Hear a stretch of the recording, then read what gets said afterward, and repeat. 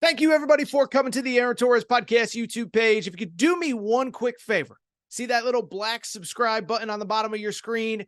Go ahead, hit that little black subscribe button. Really does help this channel grow, my audience grow, and I appreciate it more than you know. Also, quick thank you to our presenting sponsor, Betfred Sportsbook and the Betfred Sportsbook app. Bet $50 on any game.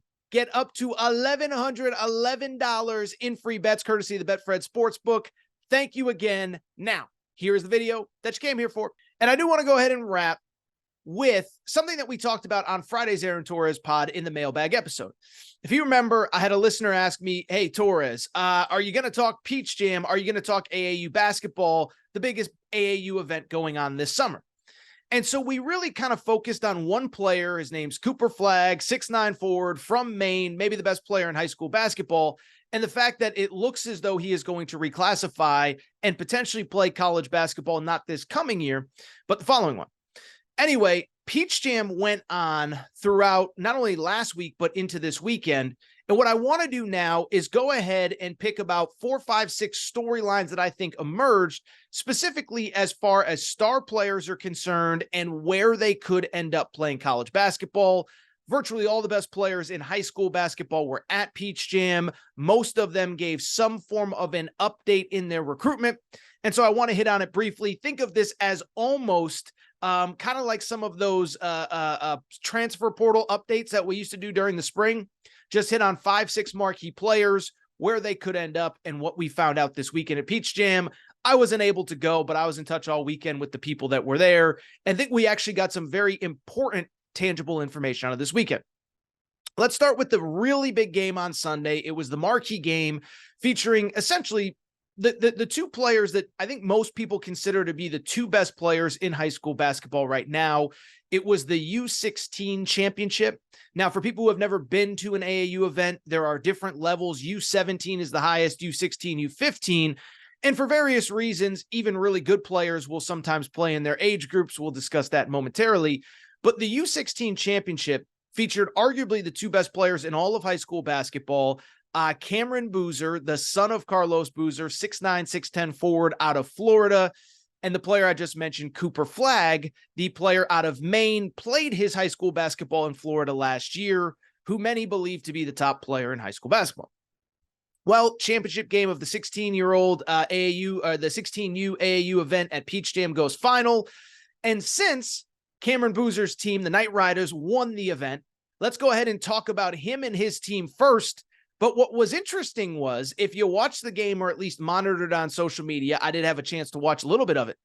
Not only was Camron Boozer not the best player on the court for the team that won the championship, he wasn't even the best Boozer on the court. So Camron Boozer has a younger brother named Caden Boozer, or excuse me, I take that back.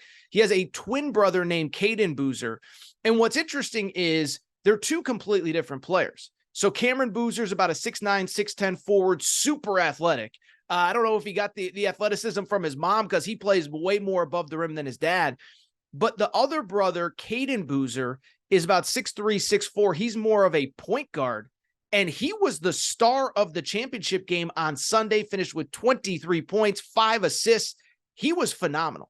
And I'll just say bluntly, I think I'm guilty of this as anybody. I spend way too much time focusing on the brother that's the number 1 player in America.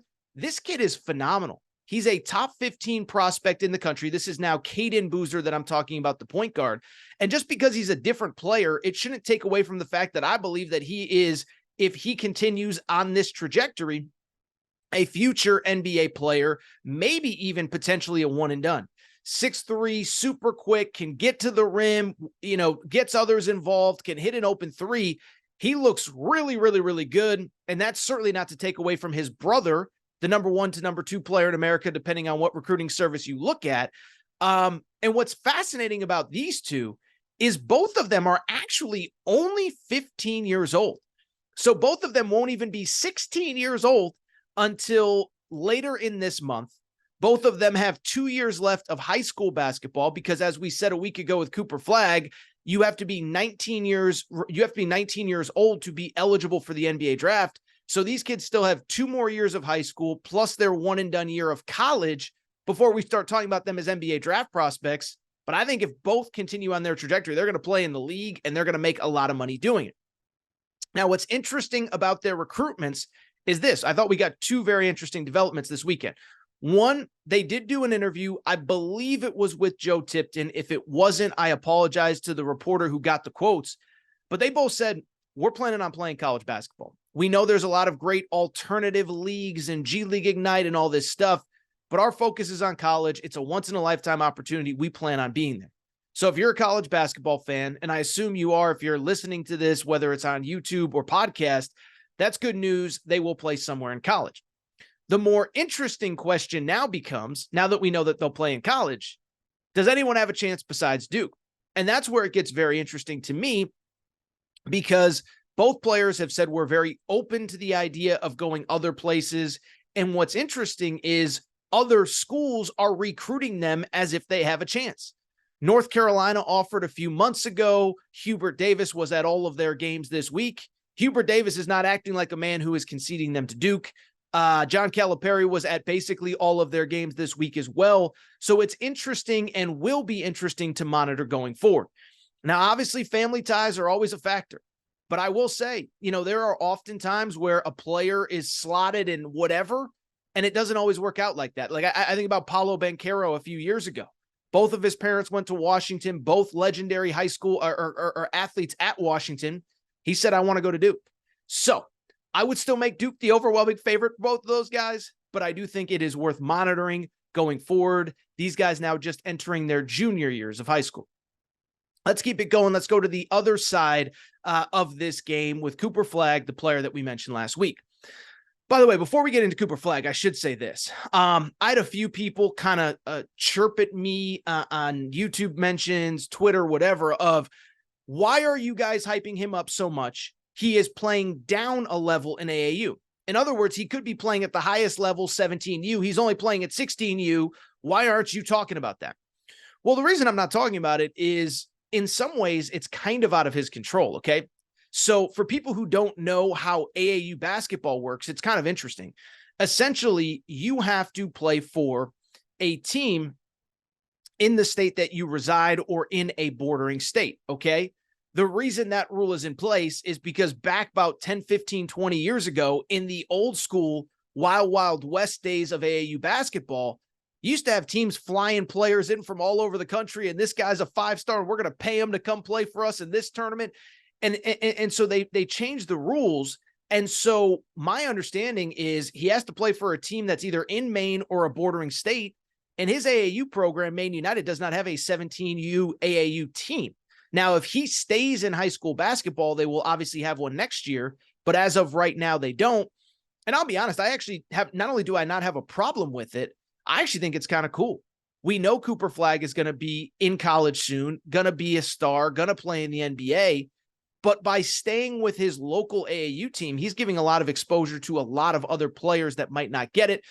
So I think that's cool. Now, as far as the game was concerned on Sunday, this tells you how good this kid is. And I'm not enough of a recruiting expert to say he's the definitive best player, or this guy is it Camron Boozer? Is it AJ DeBonsai, who we'll talk about in a minute? But the bottom line is he had what was considered his worst game of the tournament. This is Cooper Flagg now I'm talking about, and still finished with 18 points in the championship game. So that shows you how good he has been all week in Peach Jam. And oh, by the way, here are some of his other stat lines from the week: 34 points, 20 rebounds, 10 blocks, 5 assists in one game. The game that we talked about on Friday's show, 37 points, 12 rebounds, 10 blocks, 6 assists. 38 points, 16 rebounds, 12 assists, 12 blocks, 6 assists. So this guy's been awesome all week. Okay. So he is on the losing team, but now we get to kind of see how his recruitment plays out. I do find it very interesting. We talked again last week about the possibility, the likelihood maybe even of him reclassifying. At this point, I don't know how much he has to prove at the high school basketball level. Also, because he is 16 years old, if he reclassifies, he will be able to more quickly get into the NBA draft. He will be 19 in 2025, which would mean that he would want to play college basketball, not this coming season, but the following one to be draft eligible. Hope you get all that. And the only thing that I would add to Cooper Flagg is this. did the segment on Friday's show where we talked about him being an overwhelming Duke favorite. And I will tell you, I got 3 to 4 very interesting DMs that said there's one school that you should not count out in this kid's recruitment. Gonna sound like a homer, but I'm gonna tell you how it goes down. There's a lot of people that think UConn has an outside shot to get Cooper Flagg. Why is that? Well, one, there's the obvious geography. From Maine, obviously easy trip for his parents, his family. If you watched if you watched Peach Jam this week, you saw that they bring a crowd from Maine with them. And so obviously it'd be an easy commute for them. Also, there are some family ties with Cooper Flagg. For people who do not know, his mother played college basketball at the University of Maine. Not sure if you know who her teammate was at the University of Maine, but Donovan Clingan, going to be a sophomore at UConn. His mom was actually a college teammate of Cooper Flagg's mom, so there's some kind of ties there. Donovan Clingan will probably be gone by the time Cooper Flagg ever plays college basketball. And then finally, I'll just say this. Dan Hurley was at every game that Cooper Flagg played this week. And so I can't sit here and say definitively that anyone other than Duke is a favorite to land Cooper Flagg. But what I can say definitively, Dan Hurley is not acting like a man that believes that he has no shot at the number one player in high school basketball. We will see if Cooper Flagg reclassifies. I expect him to still. Again, there's no real rush on it from his perspective. But then also, it does feel like UConn feels like they have a real opportunity to get him. We will see what happens from there. Let's keep it going with a couple other really quick updates. One, we've talked a lot about the players in the class of 2025, kids that are set to be juniors this year. Number one player in the class of 2024, so a player that is going to be a senior this year, Dylan Harper actually updated his recruitment a little bit. For people who don't follow recruiting, don't know who he is, you're listening to this to learn more about him. 6'4" guard. What's interesting about him is that he is the son of Ron Harper. May remember him from the Chicago Bulls, Last Dance, all that good stuff. And his older brother is Ron Harper Jr., who just played at Rutgers. And so I bring it up because it appears as though Dylan Harper, who is set to be a senior, his recruitment appears to be down to 2 schools. Is it going to be Duke? Is it going to be Rutgers? He did an interview with Travis Branham where he said that he expects to make a commitment maybe after Peach Jam, maybe right before the high school season. But this is one worth monitoring. Obviously, Duke has to be deemed the favorite, but again, family ties to Rutgers. His brother played there. It's also worth noting, by the way, Rutgers actually right now has the number 2 player in the upcoming senior class, a wing named Ace Bailey, committed to go there for the 2024-2025 season. I only bring it up to say it's not as though Dylan Harper would go there and not play with really good talent. Rutgers, of course, has had a couple really good seasons under Steve Peichel. Still, this one, I'd be shocked if it was anyone other than Duke. I think the Rutgers ties are there, but sometimes when Duke calls, it's tough to say no. And then obviously what would be interesting is, of course, if Cooper Flagg reclassifies. So there is a scenario where Rutgers could get the top 2 players in the class if they get Dylan Harper and Ace Bailey. But there's a possibility if Cooper Flagg reclassifies, he could be the number 1 player in America in 2024 and join Ron Harper. A couple other notes from the weekend. Staying in the high school class of 2024, guys that are set to be seniors this coming year. Trey Johnson, number 3 player in America, did a interview with KSR, Jack Pilgrim, buddy of mine. I've had him on the show before. Really good stuff. Trey Johnson is down to 6 schools, but it doesn't feel as though there's much movement in his recruitment. Those 6 schools are Baylor, Texas, Kentucky, Kansas, Arkansas, Alabama. The only real interesting development in that piece is that Alabama appears set to get a visit from him. So that's something worth monitoring. But the favorites, probably, in my opinion, for Trey Johnson are still the 2 Texas schools. His dad played at Baylor. His dad actually was coached by Rodney Terry, the new Texas coach. So there are major ties there. Feels like it's probably going to be one of the 2 Texas schools, but that is worth monitoring as well. Final few notes. Ahmad Noel, high 4-star guard. We actually talked about him. Remember, we got a question about UConn basketball recruiting. Well, Ahmad Noel is a player that I believe is one of the better, more underrated guards in all of high school basketball. And he actually announced at Peach Jam, I believe, again, it was Jack Pilgrim who got the initial report, that he will be making a college commitment 2 weeks from now in late July, July 23rd, as a matter of fact. He's down to 4 schools. It is Kentucky, Tennessee, UConn, Georgia Tech. Early intel, early belief is that UConn, in my opinion, is probably the team that I like there. Northeast kid, whatever. Credit to Georgia Tech, by the way, for kind of getting in there with Damon Stoudemire, the new head coach there. I do think ultimately, though, probably my guess is UConn. We'll keep an eye on that one, especially as we get closer.